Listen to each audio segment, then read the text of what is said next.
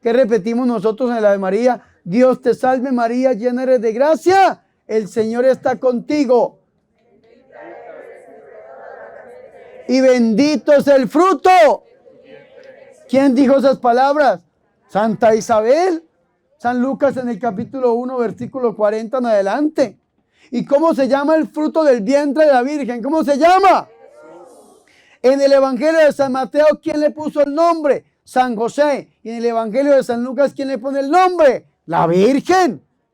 Jesús. ¿Y qué significa Jesús? Dios sana, Dios salva, Dios libera, Dios bendice. Eso es lo que significa el nombre de nuestro Señor y Salvador Jesucristo. Entonces, ve qué interesante esto, mis hermanos y mis hermanas, porque la Ave María es 100% bíblica. Hay gente que dice, no, la primera parte solamente es literalmente bíblica, la segunda parte no es bíblica. ¿Cómo que no? La sacamos de la Biblia. Cuando decimos Santa María, ¿qué estamos diciendo? Santa María.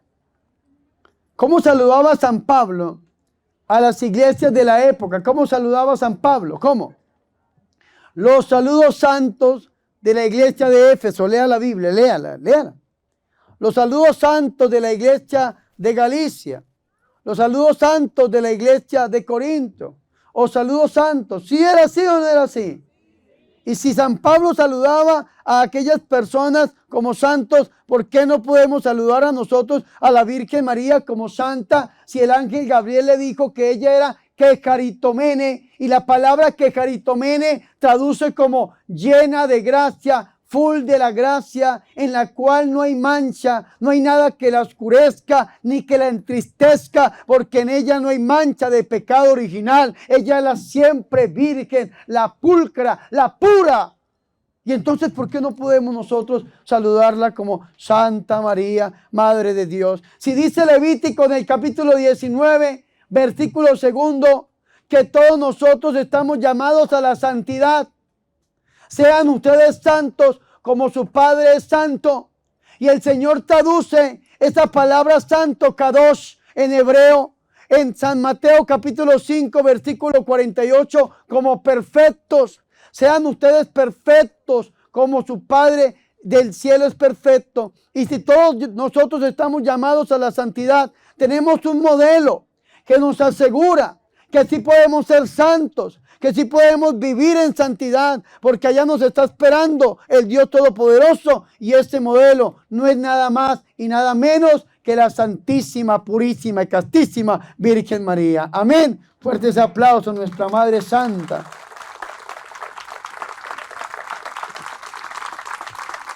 Ya qué bonito esto. Santa María. ¿Cómo se llama ella? María. María, ese es el nombre. Santa le decimos porque es la madre del Señor.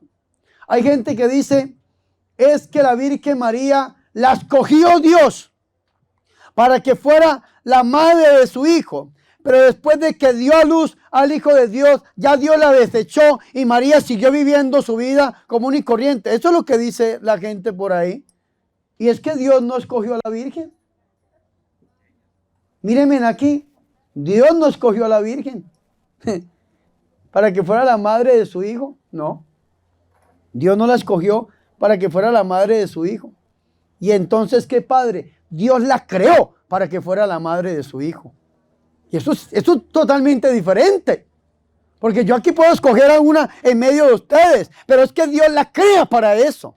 Dios la tenía pensada de esta manera, para que esta niña, para que esta mujer fuera la madre de su Hijo, nuestro Señor Jesucristo. Dios la crea. Y por eso al crearla, la crea inmaculada. La libera, la libra, la protege.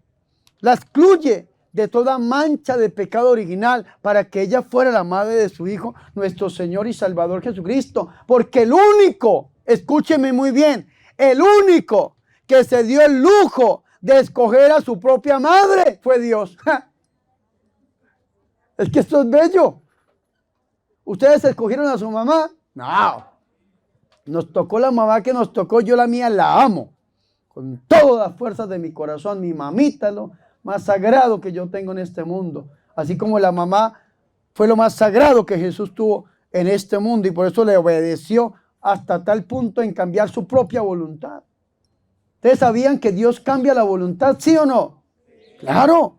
En el Antiguo Testamento, en el libro del profeta Isaías, Dios mueve a Isaías para que vaya y hable con un rey que se llama Ezequías. Y el rey Ezequías va a morir. Tal vez esa palabra que recibió Ezequías es la palabra que ha recibido muchas personas en medio de ustedes, por parte de los médicos. Morirás y no vivirás, te dicen los médicos. Tienes cáncer, te vas a morir. Esto es lo que dicen algunos médicos, te doy 3 meses de vida. A mí me descubrieron un cáncer en el estómago en el año 2017 y el médico me dijo, tienes que ponerte en manos de la ciencia médica porque te vas a morir. Me dijo el médico, te morirás, no vivirás. Anoche me llamaban para orar por un niño. El médico no sabe qué tiene, pero le van a amputar una pierna porque cree que es cáncer. Pero todavía la ciencia médica no sabe qué, sin embargo, hoy le iban a amputar la pierna, Dios quiera que no. Hicimos una oración por teléfono. ¿Qué le dijo la ciencia médica? Te cortaremos la pierna. Y a veces esas maldiciones, palabras negativas, llegan a nuestra vida.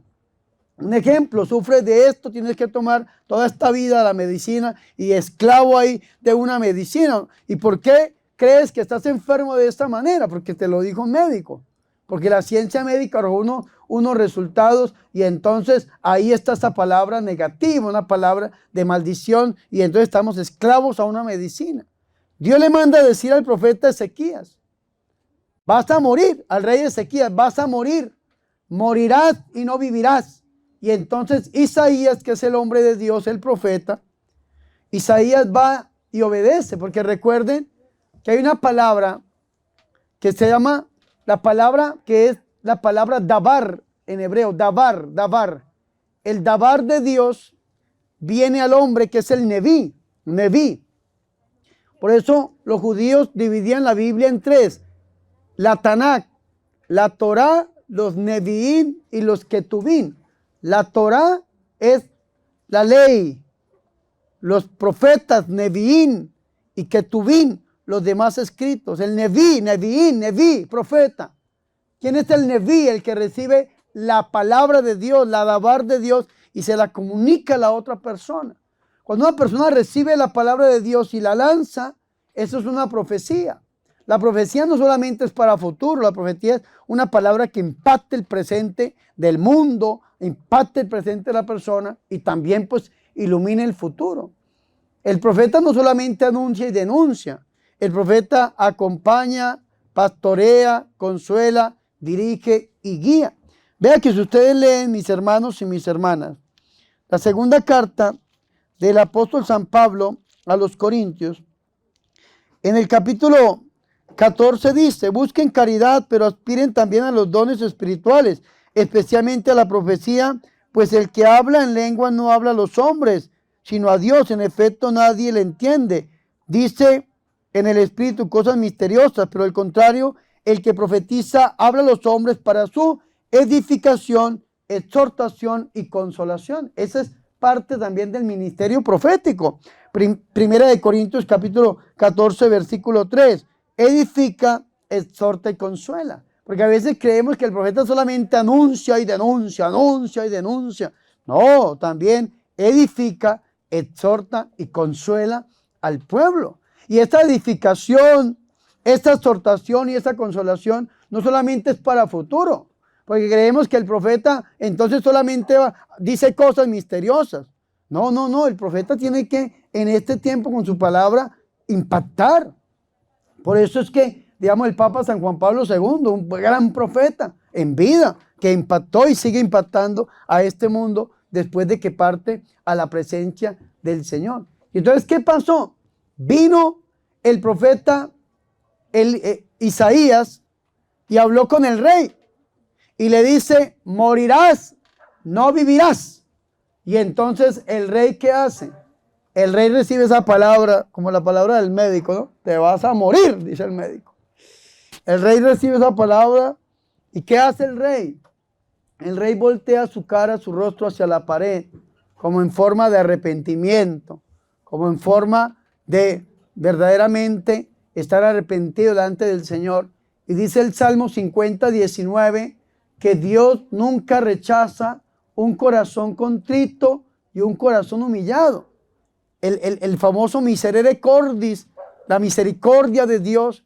Y entonces el Señor pone esa misericordia en nuestra vida y nosotros nos volvemos a Dios pidiéndole al Señor su misericordia. Dios no nos va a rechazar. Dios no rechaza un corazón contrito, un corazón humillado. Salmo 50, versículo 19. Y entonces el rey se voltea y le pide perdón al Señor. Yo me imagino que el profeta Isaías, después de haberle dicho esa palabra que venía de parte de Dios, el profeta ya estaba fuera del palacio real, ya se había ido el profeta. ¿Y por qué? Yo digo que el profeta ya se había ido, porque Dios le dice, vuélvete al rey, regrésate al rey y dile que hoy le he añadido 15 años más de vida. Y entonces el profeta vuelve y le da la palabra del Señor y ciertamente el rey vive 15 años más. Lastimosamente la historia de Ezequías es una historia triste porque no sabe aprovechar ese tiempo de misericordia que el Señor le da, sino que al final termina también con su corazón lejos del Señor. Ojalá que nosotros sepamos aprovechar el tiempo de misericordia que Dios nos está dando a nosotros aquí y ahora. Es un tiempo de misericordia que estamos viviendo y tenemos que aprender a aprovecharlo, porque en esta vida gozamos de la misericordia de Dios. Sor Faustina recibe un mensaje de nuestro Señor Jesucristo y me encanta porque el Señor dice que son océanos de misericordia. Océanos de misericordia. Se lo repito, océanos de misericordia en esta vida. Pero ustedes escucharon la oración colecta de la misa del 24 de diciembre en la noche. La oración colecta donde decía, te alabamos Padre, porque cada año nos alegras con el nacimiento de la salvación de tu Hijo, con la esperanza de la redención. Pero también dice que ese Redentor, que lo recibimos ahora con alegría, va a volver siendo juez en nuestras vidas. Ahí lo dice en la oración, o si no, vuelva al misal y léala. En esta vida gozamos de la misericordia. Y en esta vida nosotros tenemos la libertad para poder escoger a Dios, o el libre albedrío para alejarnos totalmente del Señor. En esta vida nosotros somos libres. Y por eso hay gente que dice, y si Dios existe, ¿por qué hay tanta maldad? ¿Y por qué hay tanta hambre? ¿Y por qué hay tanta injusticia? ¿Y por qué las mujeres abortan y matan a sus propios hijos? ¿Y por qué la gente le da culto a la muerte? Y va a la brujería, y va a la hechicería. ¿Por qué Dios no detiene? Porque Dios nos creó libres, pero nos creó con una inclinación hacia Él. El Catecismo de la Iglesia Católica en el numeral 28 dice que nosotros los seres humanos somos los únicos seres de la naturaleza con una capacidad de Dios. Y utiliza una palabra en latín que me gusta, que es capaz Dei, capacidad de Dios, numeral 28 del Catecismo de la Iglesia Católica. Usted y yo tenemos esa capacidad de Dios, esa inclinación hacia Dios. Y Oseas en el capítulo 4, versículo 6, dice que Dios nos llama con lazos de amor. El Señor nos está llamando. El mismo Señor Jesucristo dijo que Él quiere tenernos como una gallina bajo sus alas. Pero nosotros muchas veces no le permitimos al Señor eso, sino que abusamos de su misma misericordia y de esa libertad que el Señor a nosotros nos ha dado. Escúcheme muy bien. Ojalá que nosotros aprendamos, hermanos y hermanas, a aprovechar este tiempo de misericordia en la cual nosotros estamos viviendo, que es esta vida que nos tocó, y que en esta vida nos inclinemos hacia nuestro Señor y Salvador Jesucristo. Nos dediquemos a enamorarnos más del Señor. Nos dediquemos a tener un pleno conocimiento de la verdad. Porque dice la Biblia en 1 de Timoteo 2:4, Dios quiere que todos los hombres se salven y vengan en pleno conocimiento de la verdad. Este texto lo utiliza el exorcismo también. Dios quiere que nosotros no nos perdamos. Dios no nos creó a nosotros para que fuésemos templo de demonios. Dios no nos creó a nosotros para que estuviésemos, mis hermanos y mis hermanas, afligidos por el diablo. Dios nos creó a nosotros para que fuésemos templos vivos del Espíritu Santo. Y por eso desde el bautismo no solamente somos hechos y convertidos, consagrados en hijos de Dios, sino que nosotros somos templos vivos del Espíritu Santo. Y Dios no quiere, escúcheme muy bien, que nadie se pierda, sino que vengamos todos en pleno conocimiento de la verdad. ¿Y qué es la verdad? San Juan en el capítulo 19, en el diálogo que veíamos nosotros aquí en este rosario bíblico y meditado, en el diálogo que tenía nuestro Señor Jesucristo con Poncio Pilato, Poncio Pilato le formula esa pregunta al Señor. Pilato le dice, ¿y qué es la verdad? ¿Qué es la verdad? Y el Señor Jesucristo se queda callado.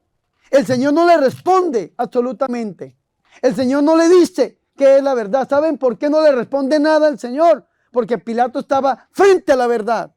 Porque la verdad en la Iglesia Católica no es una filosofía, ni es un concepto. La verdad en la Iglesia Católica es una persona.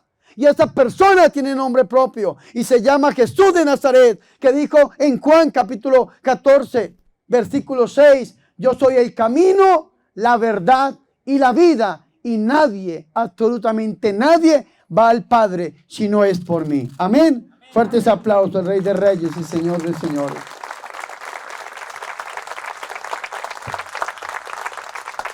Ojalá que nosotros aprendamos, mis hermanos y mis hermanas, a vivir y aprovechar esa misericordia que el Señor ha tenido con todos y cada uno de nosotros. Y no esperamos que la vida se nos vaya como el agua por medio de los dedos, que no podemos detenerla. Vea que estamos viviendo en este mundo desde el año pasado, esa pandemia tan terrible, esa peste tan satánica que ha llegado a este mundo y cada vez se pone peor. Qué cosa tan dura. Y hay gente pobrecita que se ha enfermado y tal vez parte de nuestras mismas familias o amigos, gente muy amada por nosotros. A mí personalmente esa maldita peste me ha quitado gente muy amada. Uno de mis mejores amigos, sacerdote, se lo llevó esa peste. El obispo que me ordenó a mí como sacerdote, Monseñor Bosco, se murió por el COVID. Mi única tía por parte de mamá se la llevó el COVID. Gracias al Señor y Salvador Jesucristo, que mi mamita el año pasado sufrió ese contagio tan terrible y Dios le ha dado una oportunidad. Pero he acompañado gente que ha estado enferma de esa peste o ha estado enferma de cáncer terminal o alguna enfermedad y al final de la vida llevan a descubrir que no aprovecharon la misericordia de Dios, que no aprovecharon ese tiempo de misericordia que el Señor ha dado, ha entregado para que nosotros tengamos esta vida y nos acerquemos a Él, porque Dios nos llama. Eso se llama vocación. Dios llama. Dios siempre es el que llama. Pero el problema no es que Dios llame, porque Dios siempre llama. Es qué respuesta le estamos dando nosotros al Señor. Y a veces la respuesta es nefasta. A veces la respuesta es negativa, mis hermanos, porque en lugar de correr a los pies de Cristo, lo que nosotros nos hacemos en medio de una dificultad, lo que nosotros hacemos en medio de una adversidad, lo que nosotros hacemos tal vez en medio de un problema, de una tormenta, ¿saben qué es? Es renegar del Señor. Y empezamos a preguntarle a Dios, ¿y por qué mandas esto? ¿Y por qué envías aquello? Y no le preguntamos a Dios el para qué. ¿Cuál es tu voluntad, Señor, en mi vida? Si yo siendo una mujer de Dios, de oración, de rosario, si yo siendo un hombre de Dios, que me dedico a las cosas del Señor, que no suelto mi rosario y no suelto mi fe y estoy pasando por esta situación tan difícil, tan adversa, tal vez en mi familia entró la enfermedad, entró la droga, entró el problema, el diablo está haciendo estragos. ¿Para qué el Señor permite esto? ¿Cuál es la voluntad de Dios en todo esto? Y hay una cosa que nosotros tenemos que saber, y es que nosotros no vinimos a hacer la voluntad de Dios. Así como la Virgen María no fue escogida, sino que fue creada para eso, nosotros tampoco vinimos a hacer la voluntad de Dios.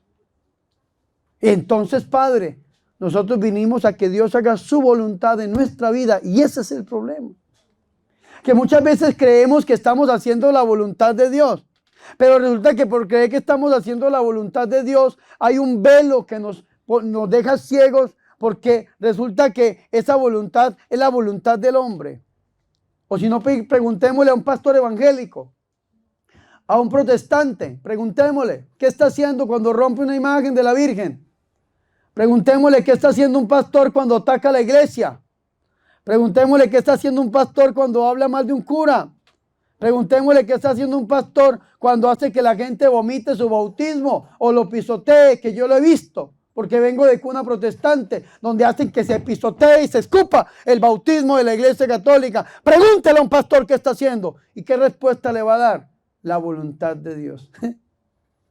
Pregúntele a una personita que está yendo donde un brujo, que está haciéndose pasar el huevo por encima, que está dándole culto a la muerte, que está cargando un amuleto, un fetiche, un talismán. Pregúntele si la personita es mala, pregúntele. Y yo creo que el 99.9% de la gente que va donde los brujos no es mala, es gente muy buena. Solamente que hay gente confundida.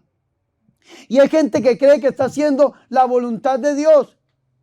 ¿Saben por qué? Porque se le metió en la cabeza aquello que dice, ayúdate que yo te ayudaré. Y le repiten a uno en la Biblia, Padre, es que en la Biblia dice, ayúdate que yo te ayudaré. Y entonces yo me estoy ayudando. Y la Biblia no dice eso. Le doy $1.000.000 ya que no los tengo. Al que me busque esa cita bíblica. Y si no la encuentra usted, me lo dan a mí. A ver, ¿cuántos millones tengo? Y necesito para una obra que tengo en Colombia, que estoy rehabilitando drogadictos y alcohólicos y recibiendo sacerdotes ancianitos que están siendo abandonados. Pero escúcheme muy bien esto. ¿Cuántos creemos que estamos haciendo la voluntad de Dios? ¿Cuántos creemos, mis hermanos y mis hermanas, que cuando estoy andando con este amante, con esta amante, con esta persona que no es mi esposo ni mi esposa, cuántos creemos que es voluntad de Dios? Y es que si no fuera voluntad de Dios, yo no la hubiera conocido, le dicen a uno. Y es que si no fuera voluntad de Dios, yo no sentiría esto tan bonito que siento por ella. Usted pueda que sienta lo que quiera, pero no es voluntad de Dios que usted esté con esa persona. O la muchachita que se enamora de un hombre borracho o de una persona drogadicta o lejos del Señor. Porque hay una atadura que poco se habla en este mundo que se llama la asignación satánica. Escúcheme muy bien, la asignación satánica. ¿Y qué es una asignación satánica? Resulta que si usted se crió en un hogar que es católico, si usted se crió en un hogar con valores, donde su mamá y su papá le enseñaron a usted que no tiene que hacer esto o aquello porque sabe que es malo, porque sabe que es pecado, el diablo a usted no se le puede meter de frente. El diablo a usted no lo puede atacar de esta manera porque usted va a decirle no al demonio. Ahora el demonio no se nos va a presentar a nosotros con cacho y con cola. No se nos va a presentar feo de ninguna manera. Hay gente que dice no, el diablo no es así. Y yo digo, sí es así. Así como nos lo pintan con cacho, con cola, con feo o totalmente feo. Así es. No, padre, el diablo es un ángel. Sí, pero un ángel deformado, transformado y convertido por su propia voluntad en lo que es, en un demonio. Lo dice el cuarto concilio de Letrán del año 1215, creo que es el cuarto concilio. Escúcheme muy bien. Ahora, lo que nosotros vemos del diablo no es su naturaleza. Nosotros no vemos del diablo su naturaleza, lo que vemos del diablo es su moral. Todos nosotros somos personas humanas, hombres y mujeres. Y usted ve tal vez a la persona que está al lado suyo, véala ahí, véala. ¿Tiene cara de perro viejo o no? Véala bien. Usted ve a esa persona y la ve tan bonita, tan angelical, tan hermosa. Usted ve al padre Bernardo y usted le ve esos ojos azules, ese cabello rubio, esa nariz respingada, ese cuerpo de atleta. Cuando yo era niño me llamaban Bernard Claude Van Damme porque tenía un cuerpo impresionante. Escúcheme muy bien, y usted ve a esa persona tan linda, pero usted no sabe cuál es la moral de esa persona. Tal vez al lado suyo, imagínese usted que al lado suyo esté el psicópata más grande de todo Querétaro. Que al lado suyo esté una persona llena de dinamita y que se vaya a explotar en este lugar. Usted no lo sabe. Usted ve una persona y usted ve una persona humana, usted no ve la moral. Lo mismo pasa con el diablo. Nosotros del diablo no vemos la naturaleza. El diablo en su naturaleza es bello, porque no es que es un ángel. Y dice Romanos 11:29 que Dios nunca quita lo que da ni retira su llamado. Pero Dios no permite que nosotros veamos la naturaleza del demonio. Dios lo que permite es que nosotros veamos ¿qué? Su moral. Es decir, lo deformado que se hizo al separarse y al odiar a Dios. ¿Me hago entender o no? Entonces resulta que si el diablo se le presenta a usted así, con cachos y con cola, y entonces con un tenedor, con un tridente, y le dice, ven y peca conmigo, ¿usted qué hace? Ja, patitas, ¿para qué las quiero? Como dijo Mickey Mouse, todo el mundo para su house. Corre, ¿sí o no? Claro. Si a mí me presenta el diablo así, con cara así como de suegro, no, de malo, ¿uno qué va a hacer? ¿Por salir corriendo? ¿No es que allá en Colombia hay una historia de una muchachita que la mamá le prohibía salir a bailar y ella se le escapó por la ventana de la casa y que se puso a bailar con un hombre y estaba bailando así, bueno, bailemos cumbia, estaba bailando allá esta mujer y cuando volteó a ver, el hombre tenía disque pies, patas de vaca y lo volteó a ver y el hombre tenía ya los cachos y esta niña salió corriendo y nunca más volvió a las fiestas, nunca más volvió a los bailes. Eso es una historia en Colombia. Porque si el diablo se le presenta a usted así, usted se orina del miedo. ¿Sí o no? Yo también. Yo lo reprendo, pero cuando el diablo llega a la cama a reclamarme las almas que le quitamos, a mí me da miedo. Y es algo que yo le digo a la gente, yo le tengo miedo al diablo. Y al diablo que está en la persona y que grita, y no, al diablo que llega a la cama a reclamarme las almas, que se siente esa maldad tan terrible. Eso es terrible, ojalá ustedes nunca lo vivan. Yo creo que ustedes se enloquecerían. Se van de manicomio o se van de cajón, mínimo. Eso es terrible, yo nunca se lo deseo a nadie, por eso yo entiendo que el Padre Pío le tenía miedo al diablo.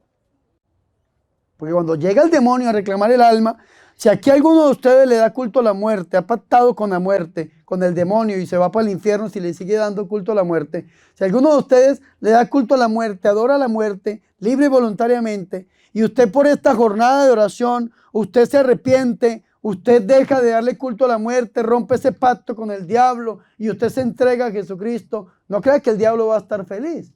El diablo llega a atacar a la persona que se la quitó, que se la arrebató. Es como si usted tuviera un hombre o una mujer que a usted le gustara mucho y usted estuviera enamorado de ese hombre y de esa mujer y otra persona llega a quitársela. ¿Usted qué hace? ¿Usted qué hace? Pues se pone bravo o no. O le dice, ay no, ya perdí, llévatela. No, si usted la ama de verdad, ¿qué hace? La lucha, pues así es el diablo. No es que el diablo quiere nuestra alma y si alguien se la quita, el diablo llega a pelear con esta persona. Eso es una batalla muy fuerte. Entonces resulta, hermanos y hermanas, que nosotros del demonio, como se los digo, no vemos su naturaleza, sino que vemos es su moral, lo deformado y lo feo que está. Entonces, si el diablo viene a atacarlo a usted de esa manera, sencillamente usted le va a decir al demonio que no. Entonces, ¿qué hace el diablo? Dice la Biblia en 1 de Pedro capítulo 5, versículo 8. ¿Qué dice 1 de Pedro 5, 8? El diablo ronda como león rugiente buscando a quien devorar. ¿Qué dice? El diablo ronda como león rugiente buscando a quien. Otra vez, el diablo ronda como león rugiente buscando a quien devorar. Pero vea que es interesante porque en la Biblia hay muchas definiciones del enemigo, del diablo. Que Dios lo hace y lo reprenda. Muchas definiciones. Y la que a mí más me gusta es la que dice nuestro Señor Jesucristo, San Juan 8:44. Es el padre de la mentira, mentiroso, homicida, que cuando miente cumple con su deber. ¿Cuándo entró el pecado y la muerte? Cuando pecaron ellos, cuando desobedecieron a Dios, cuando quitaron sus oído de la voz de Dios y lo pusieron en la voz de ¿quién? Del enemigo. Y después de que pecaron, entonces Dios sale a buscar a Adán y a Eva y no los encuentra. Y entonces Dios descubre que algo hicieron. Y dijo Dios, ¿qué han hecho? ¿Dónde están? Estoy escondido porque estaba desnudo. ¿Y dónde están? ¿Qué hiciste? ¿Y qué dijo Adán? ¿Qué dijo Adán? Así todo valiente, todo machote como yo. ¿Qué dijo? La mujer que me diste. ¿Qué dijo? La mujer que me diste. ¿Y qué dijo la mujer? La suegra, no, la serpiente. ¿Qué dijo la mujer? La serpiente. ¿Y quién pagó los platos rotos? La serpiente. Por haber hecho caer a Adán y Eva. Y en ese tiempo la serpiente, ¿cómo era? ¿Cómo caminaba la serpiente? Parada. Es decir, la serpiente era un dragón. Esa serpiente del Génesis lo vamos a ver como el dragón del Apocalipsis, es el mismo. Y eso es importante que nosotros tengamos en cuenta, por eso la serpiente se arrastra, dice el Génesis desde la tradición ya vista. Y es importante que nosotros tengamos esto en cuenta. El diablo es nuestro enemigo que nos odia y nos va a querer hacer el mal que más pueda en esta vida, aquí y ahora, y si es posible, allá en la eternidad. Y si nosotros aquí nos inclinamos hacia la carne, el mundo y el diablo y hacemos nuestra opción preferencial por estos tres enemigos del alma, cuando partamos de este mundo, vamos a vivir allá donde más nos inclinamos nosotros en este mundo. Por eso Dios no quiere que nosotros nos inclinemos hacia la carne, el mundo y el diablo. Dios quiere que nosotros nos inclinemos hacia Él. Y por eso nos dio esa capacidad de Dios. Y por eso nos dio ese llamado, esa dimensión hacia lo infinito, hacia lo eterno, hacia lo que está más allá de lo tangible, de lo positivo, de lo material, de lo transitorio, que es Dios. Y el diablo no. El diablo quiere que nosotros nos alejemos del Señor y nos va a poner todas las trabas habidas y por haber para que nosotros nos alejemos de nuestro Señor y no hagamos la voluntad de Dios. Y por eso el diablo, en esta definición que da San Pedro dice que nosotros tenemos que vigilar y orar porque el demonio ronda como león rugiente buscando a quién devorar. ¿Y quién es el que cuida? Vea lo que estábamos leyendo aquí nosotros. San Mateo 26:41, aquí está la cita bíblica. El Señor estaba en el huerto de Getsemaní, en el monte de los olivos. Recuerden que el monte de los olivos es una montaña y abajo de la montaña hay un huerto que es el huerto de Getsemaní, pero es la misma montaña. Por eso algunos autores dicen que el Señor estaba orando en el huerto y otros dicen en el monte, porque es el mismo lugar. Solamente que el monte es todo su totalidad y el huerto es el inicio, un solo pedacito, el que está ahí. Y el Señor estaba, ¿qué? Orando. Y el Señor se va a orar. Y el Señor se va a hablar con el Padre y le dice, Padre mío, si es posible, aleja de mí este cáliz, aleja de mí esta copa. Porque el Señor tenía miedo, tenía angustia, tenía depresión. Tanta depresión, dicen algunos científicos, que estaba sudando sangre. Y el Señor no es el único en la historia del mundo que ha sudado sangre. Es el único que ha sobrevivido después de sudar sangre. Porque es la depresión, la angustia tan terrible que el corazón colapsa. Y vea qué interesante. El Señor viene a sus discípulos y los encuentran, ¿qué? Dormidos. ¿Y qué le dice el Señor? Oren y velen para que no caigan en tentación, porque el espíritu es fuerte, pero la carne es débil. Tenemos que velar. ¿Pero velar qué? Estando sobrios. ¿Cómo vela el mundo? ¿Cómo vela el mundo? El mundo también vela. Pero el mundo no vela sobrio. El mundo vela ebrio. Vaya a los bailes, a las rumbas, a los bacanales, a los antros. En Colombia le llamamos discoteca, le llamamos en Colombia la rumba, la fiesta. Y entonces resulta que en Colombia la fiesta solamente hasta las 3 de la mañana. Y a las 3 de la mañana la policía hace cerrar todos los estamentos y todas las discotecas. Y hay gente que se pone a pelear con la policía porque todavía están sabrosos con sus tragos y bailando. Y ellos sienten que hasta ahora está arrancando la fiesta. Así vela el mundo. Pero ¿qué es lo que dice San Pedro? Así es que el diablo quiere. El diablo te ronda y te ronda para que tú veles, pero ebrio. Y el Señor no. El Señor dice, velen, velen, velen. Dice el Señor, cuídense. Dice el Señor, sean sobrios y velen. ¿Por qué? Porque tenemos un enemigo que se llama el diablo y Satanás, que Dios lo hace y lo reprenda, que nos quiere a nosotros devorar.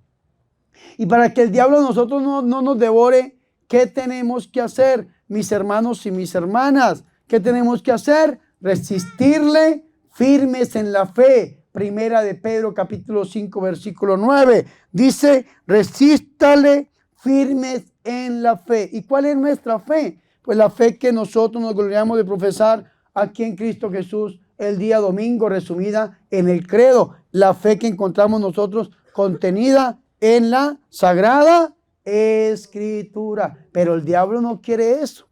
El diablo quiere que nosotros, mis hermanos y mis hermanas, nos separemos del Señor. Y entonces, todo esto es para explicarles algo que se llama la asignación satánica.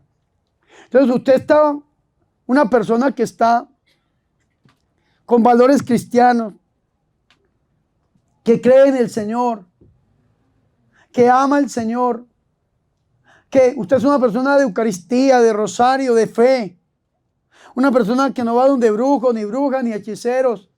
¿Y qué hace el diablo? Le asigna a una persona que no tiene su fe y que no tiene su moral, que no tiene su comportamiento. Entonces, si es una niña o un muchacho y se enamora entonces de un pandillero, ¿cómo termina la niña al final si está enamorada de una persona? Peleando con el papá, peleando con la mamá, escapándose de la casa y termina en los mismos vicios y en las mismas costumbres que tuvo este muchacho o esta muchacha. Hay gente que cambia de religión, hay gente que cambia de país, cambia de familia, costumbres. ¿Por qué? Por una mala amistad. Porque como decía mi Santa Madre, una amistad no obliga a nadie, pero una mala amistad daña las buenas costumbres. Una mala amistad daña las buenas costumbres y eso se llama una asignación satánica. Y puedan mis hermanos y mis hermanas, que no solamente sea con un niño, con una niña, con un adolescente, también a nosotros, hasta los curas, las monjas, los esposos y las esposas, que toda la vida usted se presentó delante de un hombre y de una mujer, aquí delante del altar con un hombre y una mujer, y le juró a Dios que iba a amar a ese hombre y a esa mujer hasta que la muerte los separara. Y resulta que después llega y entra una persona a su vida. Entra una persona, una mujer así como me gustan a mí, 90, 60, 90. Y que el otro brazo le mida lo mismo. Escúcheme muy bien. Llega una persona a su vida y esa persona hace que usted cambie su manera de pensar. De que ya no quiera ser fiel con su esposa, sino que entra en adulterio y empieza el pecado tan terrible. Porque el pecado del adulterio no solamente es pecado de adulterio como tal, el pecado sexual, sino es un pecado que acarrea muerte. ¿Por qué? Porque está matando la vida de una familia. Un pecado que acarrea robo, porque se está robando la bendición de otra familia. Y le puedo enumerar, mis hermanos, una lista interminable de los pecados que entran por el adulterio. O que entran, pero ¿cómo se llama eso? Una asignación satánica. Cuando el diablo asigna a una persona para que dañe al otro. Vea lo que pasó en la Biblia.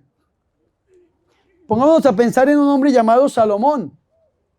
El rey Salomón, que dijo el Señor, ni Salomón en todo su esplendor, porque lo tuvo, en todo su esplendor, se vistió como se visten los lirios del campo, pero tuvo su esplendor, porque vivió las bendiciones de su padre David. David fue el rey que unificó a esas 12 tribus de Israel bajo un solo pueblo. Les dio una lengua, el hebreo, una tierra, Canaán, una ciudad, Jerusalén, y les dejó los planos para el templo que construyó su hijo Salomón. Pero David, según el cronista, fue el que dejó los planos para este templo. Y resulta que después de que David muere, dejando ese país tan bonito, ese país tan unificado, ese país tan bendecido, ese país tan próspero, pensemos en México, yo creo que se parece mucho, ¿no? Un rey que unifica todo y que es una bendición. Escúcheme muy bien. Muere David y su hijo Salomón, ¿qué hace? Inicia a gobernar, pero inicia a gobernar de una manera mala. Porque cuando empezó a gobernar, vinieron los ancianos. Y eso es importante. Y cuando inicia a gobernar, él escucha a los ancianos y le dan consejos y los trata de seguir. Y usted ve que se llena de sabiduría y entonces Dios se le presenta y le dice, Salomón, pídeme lo que quieras. Y Salomón no pide nada. lo único que pide es sabiduría. La sabiduría de Salomón, y lo conocemos por los proverbios y los conocemos por la grande sabiduría. Sin embargo, cometió un error. ¿Y saben cuál fue el error?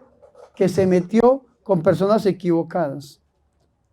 Convirtió Jerusalén y la ciudad santa en un lugar de desorden. En un palacio tenía 300 mujeres y 700 concubinas. Bueno, 300 mujeres, 700 concubinas, hasta interesante, ¿no? Pero 1000 suegras, ¡ah! Eso es una plaga, Dios.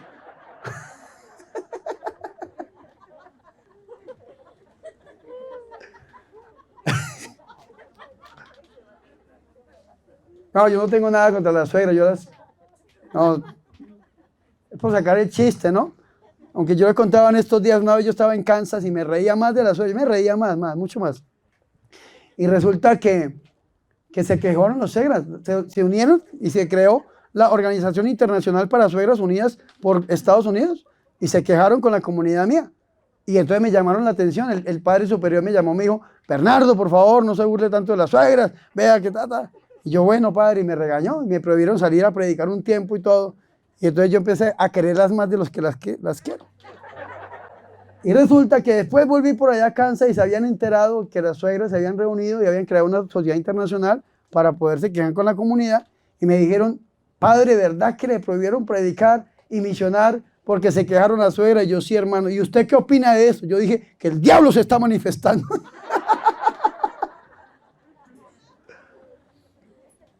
Pero vea qué interesante. Y Salomón al final de su vida no solamente le construyó a Dios un templo donde residía y el lugar de gloria para los judíos, el lugar donde residía verdaderamente Dios.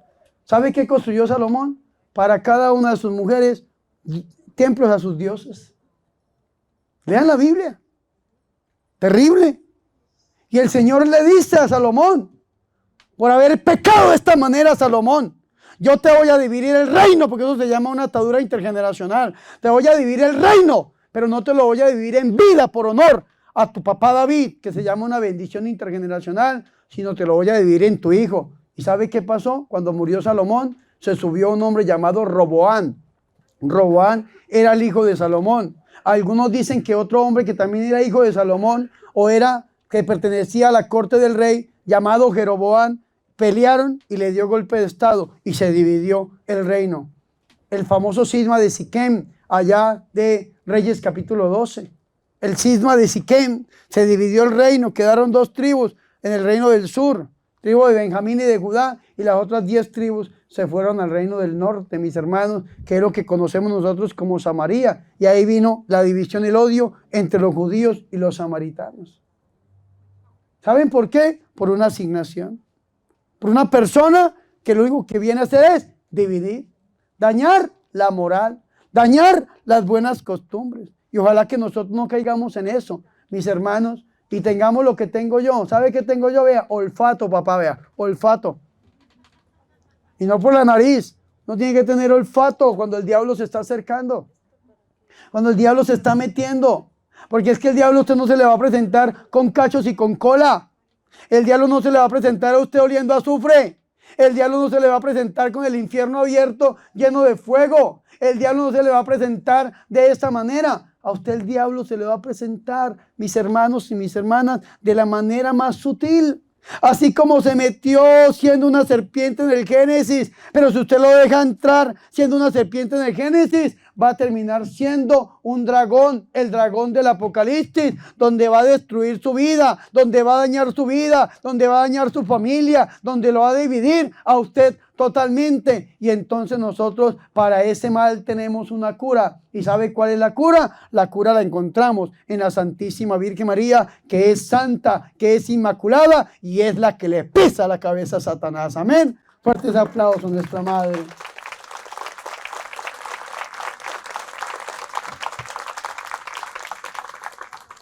Ella es la cura. Vea que el padre Gabriel Amor, en un libro que se llama La mujer que vence el mal, que tiene 32 meditaciones, ojalá ustedes lo pudieran leer ese libro. Recuerden que Gabriel Amor es o fue Él es exorcista de Roma y del Vaticano, que fue el que fundó en el 2000 la Asociación Internacional de Exorcistas, y cada año se hace el Congreso Internacional de Exorcistas, que murió hace poco. Ya está, creemos y confiamos en la gloria de Dios. En ese libro, La mujer que vence el mal,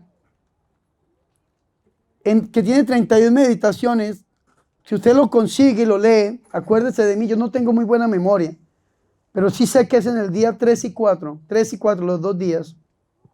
El padre Gabriel Amor hace como una comparación, un paralelo, una pelea entre nuestra Madre Santa y el demonio.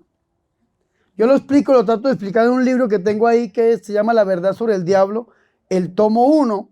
Trato de explicar todo este tema demonológico, pero vea qué interesante lo que dice el padre Gabriel Amor en este libro, y de esta manera.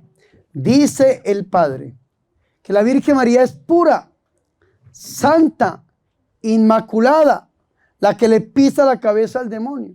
Y hay un demonio, un espíritu, que es el espíritu de impureza. Vea qué interesante, impureza. Y esa impureza para mí es una asignación satánica. ¿Y saben cómo se llama ese demonio de impureza? ¿Cómo aparece en la Biblia, según el padre Gabriel Amor en ese libro? ¿Saben cómo aparece? Con el griego porneia. Porneia es de donde viene la palabra pornografía o porno, que yo creo que no necesito explicar esa porquería. Pero vea qué interesante esto. La porneia, la pornografía, es una asignación satánica para que la gente se aleje de la santidad, de la pureza, de la cual nos ha llamado a nosotros el Señor, y es de lo que les estoy hablando desde Levítico 19:2 y Mateo 5:48. Y vea qué interesante esto, mis hermanos y mis hermanas, porque cada vez que se utiliza esa raíz porneia dentro de la Biblia, es para referirse a un espíritu de impureza. Entonces, ¿qué significa esto? Que la pornografía es satánica. La pornografía es satánica en todos los sentidos. Es satánica porque desvirtúa su sexualidad. Es satánica porque usted, después de consumir tanta porquería, va a querer repetir eso al interior de su familia. Es satánica porque al final usted no va a necesitar de un sacerdote para que lo perdone, sino de un psicólogo también para que lo ayude, porque se le convierte en una fijación mental. Es satánica porque usted pacta con el diablo, dejando entrar ese demonio a través de sus ojos, de sus oídos, de sus sentidos, bajándolos al corazón. Es satánica porque ataca las 3 facultades del alma, según Santo Tomás de Aquino: memoria, inteligencia y voluntad. Memoria, porque dicen los santos que una imagen pornográfica dura más de 33 años en la mente humana. Una sola imagen, más de 33 años en la mente humana. San Francisco de Sales dijo esa apreciación. Es satánica no solamente por eso, sino que cuando usted deja entrar eso en su memoria, en su inteligencia, en su voluntad, empieza a crearle a usted sentimientos adversos a la santidad y a la misericordia, y termina usted pecando contra la pureza. Que aquí hay niños y no necesito explicar cuáles son los pecados contra la pureza. Es satánica porque no solamente lo dice la religión, sino la NASA. Ustedes saben qué es la NASA, ¿cierto? La NASA. Y hay gente que todo lo que quiere hacerlo creer, dice, es que la NASA dijo, ¿no? En estos días escuchaba yo que una señora me decía: padre, es que la NASA le hizo un estudio al cuadro de la Virgen de Guadalupe y la NASA. Mentirosa, señora. La NASA nunca ha ido por allá. Eso lo dijo el doctor Ricardo Castañón, y le creo al doctor Ricardo. La NASA nunca ha ido a estudiar el cuadro de la Virgen de Guadalupe. Pero uno escucha que la NASA dice. Pero yo sí digo que la NASA dice porque me leí el documento. Yo me lo leí. ¿Saben qué dijo la NASA? Que la pornografía seca el cerebro, seca la materia gris. Quita las capacidades intelectuales y cognitivas en la persona. Entonces la persona al final, ya después de centrarse en eso, lo que crea es una fijación mental. Ya no puede vivir, no puede pasar un día sin consumir esa porquería, y a la medida que va consumiendo esa porquería, va dejando que su vida se aleje del Señor, y ya no puede rezar, ya no puede vivir una vida de santidad, deja de comulgar, la pornografía lo excomulga totalmente porque está tan metido en esa porquería que ya no puede acceder al Señor en el sacramento de la Eucaristía, y le da pena ir al sacramento de la confesión, porque es un pecado reiterativo. Entonces, ¿qué tenemos que hacer nosotros? Eso se llama una asignación satánica. A través de una persona o a través de una cosa. ¿Qué tenemos que hacer? Pues pelear contra eso, buscando la santidad. Y tenemos un modelo de santidad en este mundo que nos dejó el Señor a nosotros, que es la Virgen María. ¿Saben qué es una de las traducciones? Según un fraile que se llama Fray Estefano Chequín, que hace un programa en WTN que se llama Cristonautas, dice que el nombre más lindo que le gusta a él de la Virgen es María, porque es mar y tierra. Mar y tierra. Es la mujer que une el cielo y la tierra. Digo, cielo y tierra. El cielo y la tierra. ¿Quién es María? La mujer que une el cielo y la tierra. No es que a través de ella fue que vino Dios. Dios se hace hombre para elevar el hombre a la altura de Dios. Y esto es bonito que nosotros lo tengamos en cuenta. Santa María. Santa María. Y vea todo lo que se puede decir desde la santidad de nuestra Madre Santa. Todo lo que se puede decir desde este modelo perfecto que nos dejó a nosotros Dios. Y por eso lo llamamos a nosotros figura de la iglesia. Y por eso lo llamamos modelo de los cristianos. Y por eso lo llamamos nosotros la discípula fiel, la mujer de fe, la mujer que escucha, porque ella es un modelo. Y es el modelo que nos dejó Dios para saber que también somos capaces de llegar al cielo. Y por eso le llamamos nosotros a ella, sin miedo a la crítica ni a la equivocación, Santa María. ¿Y por qué es santa la Virgen María? No solamente porque Dios la escogió, porque sí la escogió, sino que Dios la creó de esa manera. La creó el Señor para que ella fuera la mamá de ¿quién? ¿Por qué la Virgen María es grande? ¿Por qué? Porque es la madre de Dios. Yo voy a decir algo que yo quiero que ustedes me entiendan, o que yo me haga entender mejor, porque ustedes son muy inteligentes y me entienden. De pronto yo soy el que no me hago entender. Escúcheme muy bien esto. Dios es todopoderoso, ¿sí o no? Sí. Dios puede crear lo que quiera, ¿sí o no? Sí. Pero Dios no puede crear una mujer más grande que la Virgen María. ¿Y saben por qué? Porque la grandeza de la Virgen se la da su Hijo, nuestro Señor Jesucristo. Y para que haya una mujer más grande que la Virgen María, tiene que haber un Dios, un hombre más grande que Jesús. Y sobre nuestro Dios no hay nada, absolutamente nada. La grandeza de la Virgen se la da Dios. Y para que sea una mujer más grande que ella, tiene que haber un hijo, un Dios más grande que él. Y eso es imposible. El único Dios verdadero es nuestro Señor y Salvador Jesucristo. Por eso no hay una mujer más grande que la Virgen María. Y no solamente lo decimos los católicos. Lean por ahí, National Geographic, una revista que salió por ahí. Yo estaba en Panamá cuando vi en la portada y decía en esta revista, la mujer más grande de la historia, y había una foto de nuestra Madre Santa. La mujer más grande de la historia lo dice el mundo, y la mujer más grande de la historia también lo dice Dios. Amén. Fuertes aplausos a nuestra Madre Santa, a la Virgen María. La grandeza de la Virgen es porque es Madre de Dios.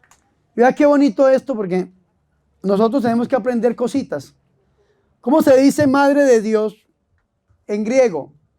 Dicen algunos que se dice Theotokos, pero Theotokos no solamente se traduce como Madre de Dios, como dice el Nicoé, el tercer concilio de Éfeso del año 431, sino que dice la que engendra a Dios, la que pare a Dios, la que da luz a Dios, Madre de Dios. Y ese título de Madre de Dios está en la Biblia, ¿sí o no? Sí está en la Biblia, directamente. Cuando lo dijo Isabel, qué alegría que la madre de mi Dios, de mi Señor, traducimos nosotros, de mi Adonai, Señor Adonai, de mi Señor, de mi Dios, venga a verme. Qué alegría que la madre, qué dicha que la madre de mi Dios esté con nosotros. ¿Quién lo dijo? Su prima Santa Isabel en Lucas capítulo 1, versículo 42. Y es bonito que nosotros lo tengamos en cuenta, porque estamos haciendo una meditación de la Ave María, Santa María, Madre de Dios. ¿Y qué es lo que la Virgen María puede hacer por nosotros? Vean que los evangélicos siempre pelean diciendo, es que la Virgen María no puede hacer milagros. ¿Y saben que tienen razón? La Virgen María no puede hacer milagros. Yo tampoco puedo hacer milagros. Pero sin embargo veíamos en estos días una señora que tenía cáncer en todo su cuerpo aquí en México, en esta misión, un testimonio que yo escuché, cáncer en todo su cuerpo, y en una oración que estábamos haciendo, Dios la sanó. Y llegó y me dijo, padre, me sané de cáncer, padre, llorando, me sané de cáncer, padre, y me contaba el testimonio. Yo, wow. Pero yo la sané. No, yo no puedo hacer nada. Bueno, sí puedo hacer una cosa, y es pedirle la ofrenda, y eso lo vamos a hacer, no se preocupe. Escúcheme muy bien. Espere, antes de que aplauden. ¿Qué puedo hacer? ¿Cuál es la misión de la Virgen María? La misión de la Virgen María es recibir y entregar a Jesús. Esa es la misión de la Virgen María, recibir y entregar a Jesús. El Padre le dio a su Hijo, ¿a quién? A ella. ¿Y ella qué hizo? Lo entregó. Entrega a su Hijo, a los pastores, a los sabios de Oriente, a los magos. Y si nosotros lo pedimos, nos lo entrega también hoy a nosotros. Y con el cuerpo místico de Cristo, con la Iglesia Católica, ¿cuál es la misión de la Virgen María? Rogar. San Juan en el capítulo 2, versículo del 1 al 11, la boda de Caná de Galilea, que dice que en la boda de Caná de Galilea fue invitado Jesús con sus discípulos, y dice, y también fue invitada María, la madre del Señor, porque en la Biblia siempre que se habla de la Virgen María es en referencia a que es la mamá ¿de quién? Del Señor, del Adonai, de Jesús, del Dios con nosotros, del Emanuel. ¿Y qué pasa en esa boda? ¿Se acaba qué? El vino. ¿Y qué hace esta familia? ¿A quién acude? A la Virgen. Y la Virgen María le dice, che, tráeme las vasijas con agua, que te las voy a convertir en vino ahora mismo. ¿Sí eso dice? Porque es que los evangélicos piensan eso. Che, no busques a Jesús, ven para acá, por favor. ¿Sí o no? De ninguna manera. ¿Qué hace la Virgen María? Guarda eso en su corazón. ¿Qué lo hace? ¿Qué lo hace? Más fuerte, ¿qué lo hace? ¿Sabe cómo se llama ese verbo en griego? Symbalium, me encanta. Y está en Lucas 2:19 y Lucas 2:51. María, por su parte, guardaba todas esas cosas en su corazón. María, por su parte, guardaba todas esas cosas en su corazón. Lucas 2:19 y 2:51, búsquelo. Algunos dirán, oye, ese padre, ¿cómo se inventa cosas? Búsquelo, léelo. Solamente que yo tengo un problema, y es que yo me aprendo todas las cosas de memoria, y cuando yo leo un libro, a mí se me vienen las páginas y las palabras, y a veces cierro los ojos para leer en mi mente la palabra. Entonces yo digo, Symbalium, o Lucas es un problema que tengo psicológico, que es que todo se me queda en la mente. Y entonces aproveché para que se quedara fue la Biblia, las cosas de Dios y no las cosas del mundo. ¿Me hago entender o no? Entonces vea qué interesante esto, Lucas 2:19 y 2:51. Symbalium, mantener unidas todas las cosas en su corazón. Esto fue lo que hizo la Virgen María. ¿Saben por qué lo guardó en su corazón? Porque es que el hijo sabe leer el corazón de mamá. ¿Y saben por qué lo guardó en su corazón? Porque la Virgen María no le pidió nada a Jesús. No le pidió nada, le presentó un problema. Le presentó un problema que es diferente. Busquen, lean la Biblia. San Juan capítulo 2, versículo 3. A ver, busquen. 2 y 3, busquen. No le pidió nada. La Virgen María solamente se acercó a su hijo Jesús y le presentó un problema. ¿Qué le dijo la Virgen María? ¿Qué le dijo? No tienen vino. No tienen. No tienen. Tal vez la Virgen dice, mira, no tienen salud. Mira, no tienen bloqueadora, pero eso no hay problema.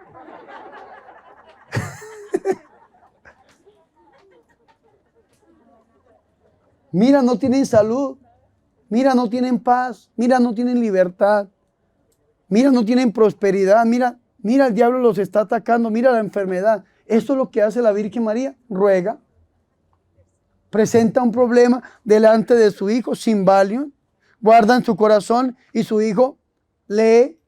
El Papa Francisco dijo que la Virgen María no era una empresa de correos para dar mensajes de aquí a allá. Y yo a veces digo, sí, no es una empresa de correos, pero yo creo que es como un buzón de nuestros correos, donde los podemos dejar, y el cartero que es Jesús va pasando por el corazón de mamá y va recogiendo esas cartas y las va leyendo, y la Virgen María se las va presentando, y el Señor va abriendo los cielos a través de ese mismo buzón, a través de ese mismo corazón, y va derramando la misericordia, y por eso la conocemos en la Iglesia Católica como Madre de Misericordia. Amén. Fuertes aplausos a nuestra Madre Santa, la Virgen María.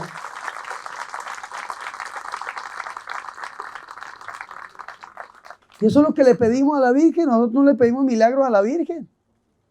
Y si usted le pide milagros a la Virgen, I'm sorry, está mal. Lo siento, tiene que conocer su fe. A la Virgen María no se le pide milagros, a la Virgen María se le pide que interceda por ellos, que es diferente. Y vea qué bonito que cuando la Virgen María intercede, entonces logra lo imposible. Y la voluntad de Dios cambia, como hablábamos de Ezequías, que cambió la voluntad aunque no supo aprovechar el tiempo de misericordia. La voluntad de Dios cambia. Porque es que la voluntad de Dios no era hacer milagros en ese lugar. La voluntad de Dios no era manifestar su gloria. Lean San Juan en el capítulo 17. Lean San Juan 17:1. ¿Qué dice el Señor cuando inicia la oración sacerdotal? ¿Qué dice? Padre, ha llegado mi hora. Glorifica a tu Hijo para que tu Hijo te dé gloria. ¿Ha llegado la hora? ¿Y qué le dijo el Señor Jesucristo a la Virgen María en San Juan 2:3? Madre, no ha llegado mi hora. ¿Y qué hace la Virgen María? ¿Se va triste que porque no ha llegado la hora? No. ¿Qué hace la Virgen María? Dice el mejor consejo que una persona le pueda dar al mundo. ¿Y saben cuál es el consejo que una persona le puede dar al mundo? Que crean en Jesús. Que hagan todo lo que el Señor les diga. ¿Y en dónde está contenida la palabra del Señor? ¿En dónde? En la Biblia. Cuando el judío habla de todo, significa a todo, lo total, lo holístico. Vayan a todo el mundo, dijo Jesús, y aquí estamos en México. Hagan todo lo que les diga, dijo la Virgen María. Todo es todo. Es decir, mujer de fe. Lucas 1:45, feliz tú que creíste que se cumplirán las palabras que fueron dichas por parte del Señor. Ella creyó y ella cree hasta el final. Por eso la Virgen María lo dio por hecho, de que su hijo ya había tomado esa petición y que iba a cumplir la petición que estaba en el corazón de la mamá. Y eso hizo nuestro Señor y Salvador Jesucristo. ¿Qué hizo? Mandó a traer el agua y la convierte en el mejor vino. En el mejor vino, tanto que el maestresala, el mayordomo, le dice por allá en el versículo 10, que todos guardan el vino hasta el final, pero él, el mejor vino al principio, pero él lo ha guardado hasta el final.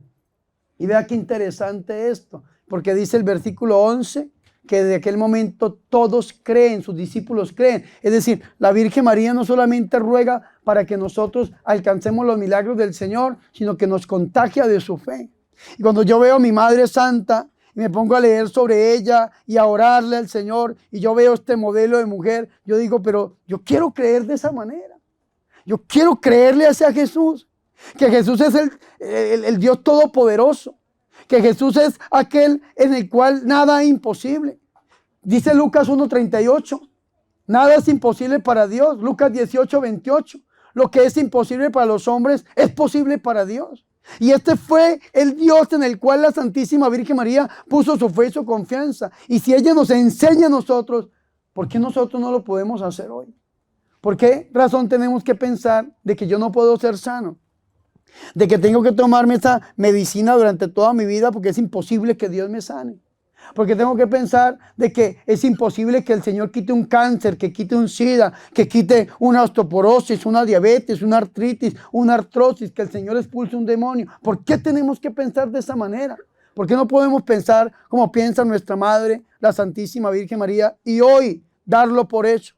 Hoy decir, es el día que el Señor Jesús me trajo para sanarme y de aquí voy a salir sano y libre, como dijo también la mujer hemorroísa. Si logro tocar el borde del manto del Señor, yo sé que sanaré. Lo tocó y sanó. Hoy lo vamos a tocar no solamente el borde de su manto, sino que vamos a tocar su cuerpo, sangre, alma y divinidad en la Eucaristía para salir de este lugar sanos, libres, bendecidos, protegidos y en victoria. Amén. Fuertes aplausos al Señor.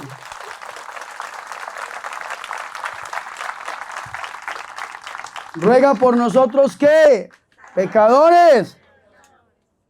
Dice la Biblia que aquel que diga que no ha cometido pecado es un mentiroso y la mentira es uno de los peores pecados. Juan 8:44. Ustedes le pertenecen a su padre el diablo, padre de la mentira, dijo el Señor. Nosotros somos pecadores. Yo soy el primero en medio de ustedes, soy el peor pecador. Al Papa Francisco le preguntaron quién es Francisco. Dijo, Francisco es un pecador, y me encantó esa respuesta. Somos pecadores. Y eso es algo que los pastores evangélicos quieren vender como diferente. Los inmaculados, los que no pecan, los perfectos. No, somos pecadores, solamente que unos pecarán de una manera y otros pecarán de otra. Y entre más nos alejemos del pecado, es mejor. Por eso necesitamos el auxilio de la Santísima Virgen María en su oración.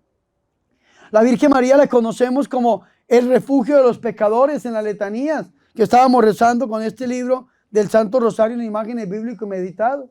Refugio de pecadores.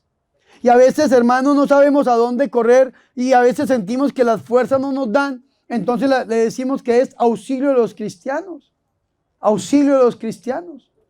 Y entonces necesitamos del socorro del Señor y por eso le llamamos Virgen del Perpetuo Socorro. Porque el socorro del Señor siempre es perpetuo, pero Él lo quiere entregar siempre a través del corazón de su mamá, que es nuestra Madre Santa, la Santísima Virgen María. Por eso necesitamos que rueguen por nosotros, que somos pecadores. Y cuando tenemos un buen amigo y tenemos la confianza con alguien, ¿qué le decimos? Mi hermano, ruegue por mí que estoy pasando por esta necesidad, o tengo este vicio, o tengo este problema. ¿Sí o no? Yo lo hago, mis hermanos. Cuando las pasiones del mundo quieren entrar en este cuerpo, en esta carne que a veces quiere alejarse del Señor, a mí me toca buscar oración. Por favor, recen por mí, que no quiero volver atrás.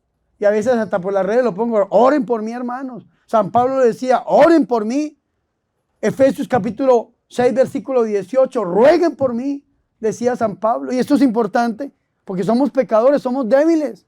Vamos, como decimos en la salve, en este valle de lágrimas, pero en medio de este valle de lágrimas necesitamos el socorro, el auxilio de nuestra Madre Santa. Vea lo que decimos nosotros. Ea pues, Señora abogada nuestra, vuelve a nosotros tus ojos misericordiosos y después de este destierro, muéstranos a Jesús, fruto bendito de tu vientre. Vamos en un valle de lágrimas, en un destierro, desterrados por el pecado, pero tenemos que aprender de nuestra Madre y terminar allá a los pies de nuestro Señor y Salvador Jesucristo. Que la Virgen María nos vuelva a sus ojos esta mirada tan bonita, tan hermosa, para que nosotros podamos volvernos al Señor. Ya que el hermano Demetrio tiene un cuadro que me gusta, que es el de la Virgen de Reina de la Paz, que ustedes la tienen aquí. Solamente que en ese cuadro de Demetrio me gustan los ojos de la Virgen. Vea que Monseñor Bosco, antes de morir, mi obispo, decía, ¿me quieren encontrar? Búsquenme en los ojos de María, dijo el obispo. Porque cuando ustedes estén viendo a la Virgen, yo la estoy viendo en el cielo. Cada vez que yo veo una imagen, yo quise tantos obispos que me hagan de llorar en este momento. Allá debe estar contemplando a mi madre, que algún día yo la quiero contemplar. Pero mientras tanto tenemos que verla, buscarla en los ojos de la Virgen. Si ustedes le pueden comprar ese lienzo a Demetrio, hágalo. Hágalo porque póngalo y en su oración personal acuérdense de este pecador. Quédense viendo a la Virgen María y si ustedes quieren orar por mí, búsquenme en los ojos de la Virgen. Porque Monseñor ya está en el cielo. Pero en algún momento yo estaré delante de una imagen de la Virgen también rogando por todos y cada uno de ustedes. Amén. Fuertes aplausos a nuestra Madre Santa, la Virgen María.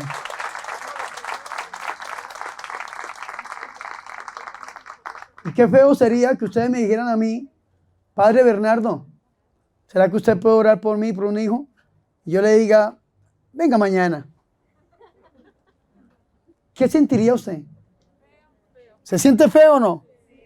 ¿Sabe que saque cita para poder levantar una oración al cielo? Saque cita, mañana. ¿Usted cuándo necesita la oración? ¿Cuándo?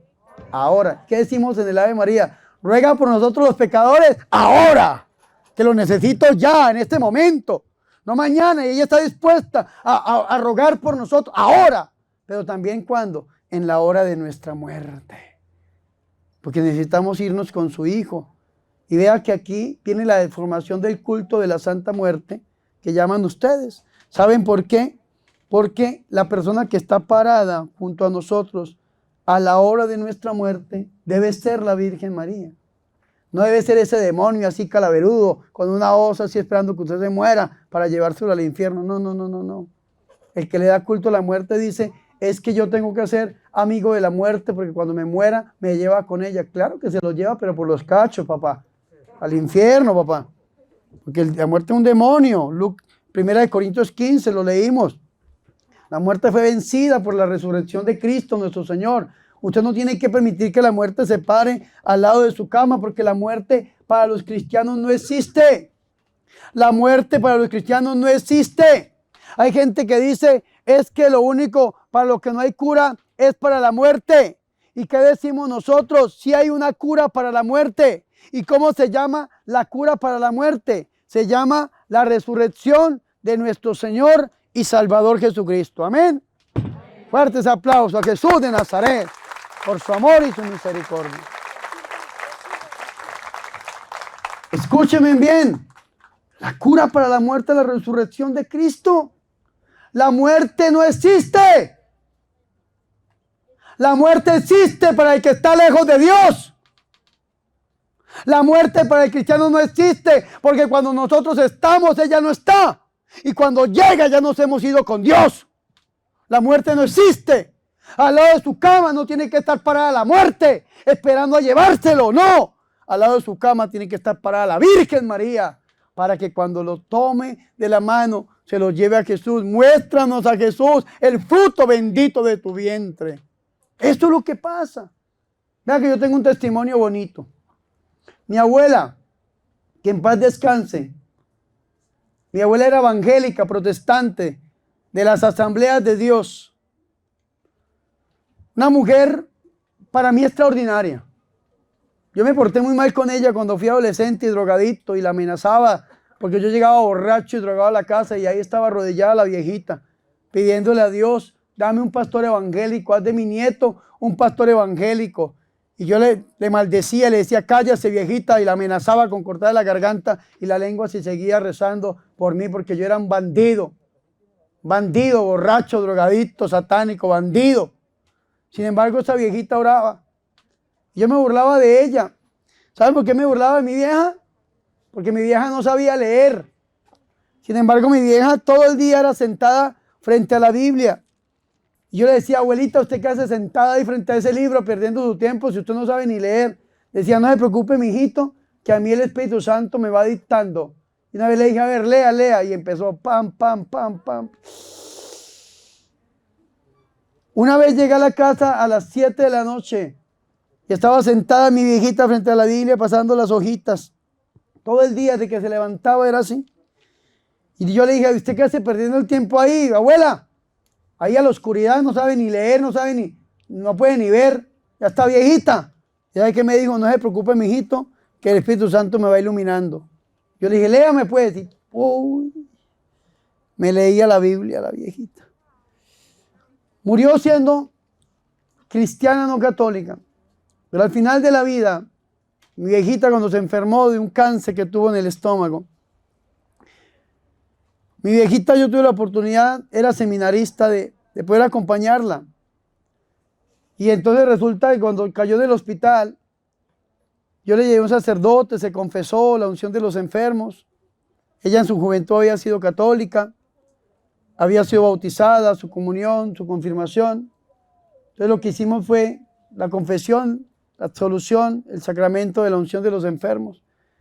Y cada nieto tenía que ir una noche a cuidarla. En el hospital, un nieto. Y la noche en que murió, me tocaba a mí. Digo me tocaba porque yo no fui. Porque esa noche yo tenía una vigilia.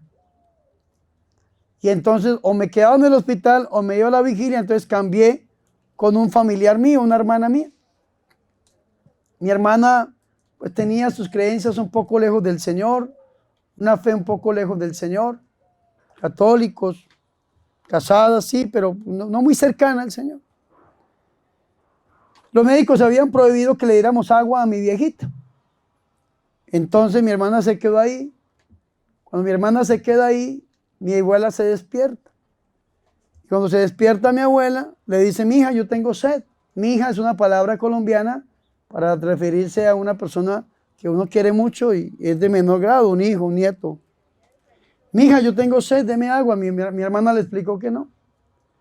Después se vuelve a despertar mi viejita. Le dice, mijita, ya llegaron por mí. Mi hermana le dice, ¿quién llegó por usted? Dijo, llegaron por mí. Déjeme ir, hijita, déjeme ir. Mi hermana le dice, ay, abuelita, usted está delirando. Dijo, no, ya llegaron por mí. Jesús y su mamá llegaron por mí. Déjeme ir. Y mi hermana, dicen los mexicanos, por darle el avión, le dice, pues váyase, viejita. Y ¡pum! Se murió. Dice mi hermana que cuando mi abuelita se fue, el cuarto se llenó de rosas, de olor a rosas. Y mi hermana se arrodilló en ese cuarto, empezó a llorar, y ahí le llegó la conversión a mi hermana, y hoy en día pues la amo, y mi cuñado, somos como Batman y Robin, los super amigos, verdaderamente.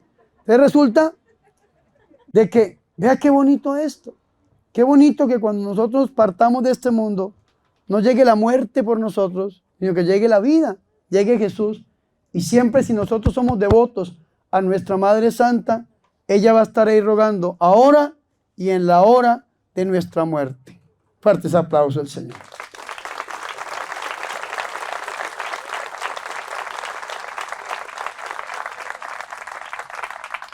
Y terminamos con la palabra que termina la Biblia. ¿Cuál es la última palabra que encontramos en la Biblia? ¿Cuál es? Amén. ¿Qué significa amén? Sí. Así sea. Fue lo que respondió la Virgen María cuando el ángel o Dios a través del ángel le pregunta que si quiere ser la madre del Señor. La Virgen María dijo amén. ¿Por qué dijo la Virgen María amén? Mírenme aquí. Porque nosotros en español decimos, ¿cómo decimos en español? ¿Cómo decimos? Hágase en mí según tu palabra. En latín, ¿cómo se dice? El fiat voluntas tua, por eso decimos fiat, el sí, fiat. Hágase en mí según tu palabra, el fiat. En griego, ¿cómo se dice? En griego se dice genoito, genoito. ¿Y cómo se dice en hebreo? En hebreo se dice Himeni Adonai, Himeni Adonai. Búsquelo, hay una canción, Himeni Adonai. ¿Y qué significa el Himeni Adonai? Sí, amén. El amén. Eso es lo que significa. Por eso la Virgen María, cuando le responde al ángel Gabriel o a Dios a través del ángel, le dice amén. Lo que pasa en la misa, cuando usted pasa a comulgar. Vea, mírenme aquí que tenemos una mala formación catequética. Las posturas en la liturgia son innecesarias. Cuando usted pasa a comulgar, no pase con las manos cruzadas, ni con las manos en el bolsillo, porque usted no va a recibir a cualquiera, usted va a recibir a Dios. ¿Cómo se recibe al Señor Jesucristo?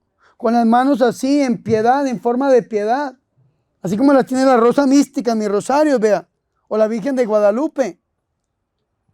Piedad. Y cuando usted ve una imagen de la Virgen María, revísele estos dos deditos gorditos, estos dos. Y tienen que estar cruzados, así. ¿Sabe qué significa esto? Consagración, piedad y consagración. Entonces, cuando usted vaya a comulgar, pase así, así con sus deditos cruzados sobre el pecho. Como nos enseña nuestra Madre Santa, revisen la mayoría de apariciones. Aquí en la Virgen de la Paz, porque es Madre de Misericordia, está entregando la misericordia del Señor.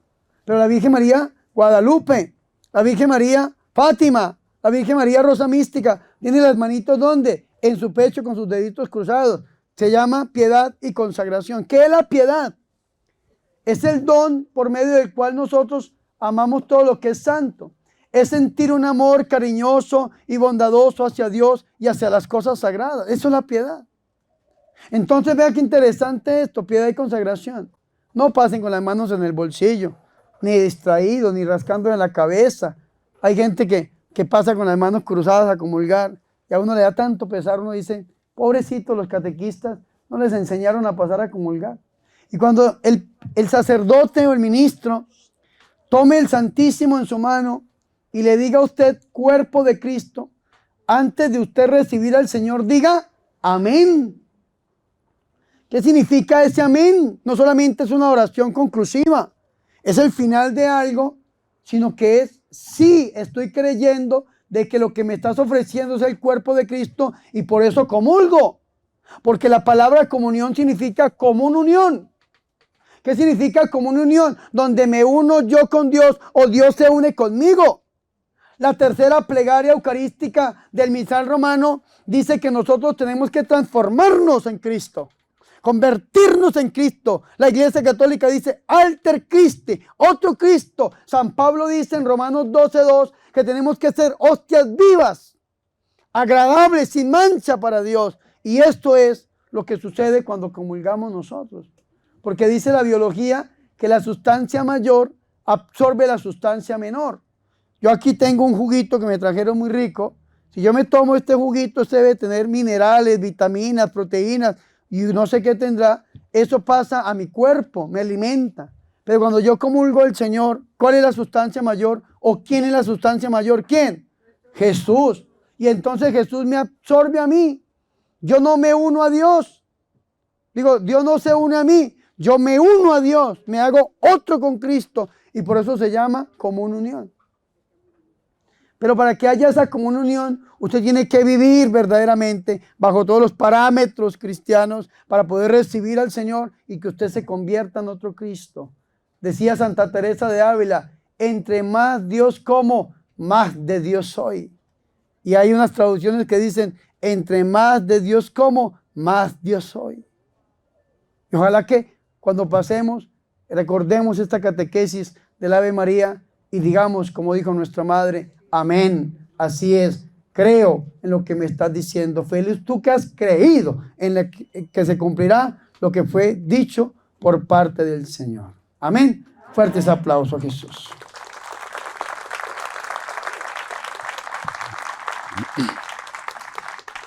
Así que les propongo este libro, El Santo Rosario en Imágenes Bíblico y Meditado.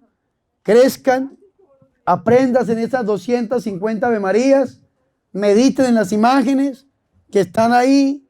Cada Ave María acompañada de una imagen, de una cita bíblica, para poder nosotros crecer espiritualmente.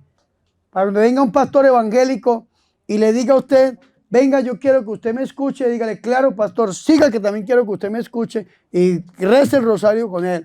Y enséñele cómo el rosario es 100% bíblico. Amén. Amén. Gloria al Padre, al Hijo y al Espíritu Santo.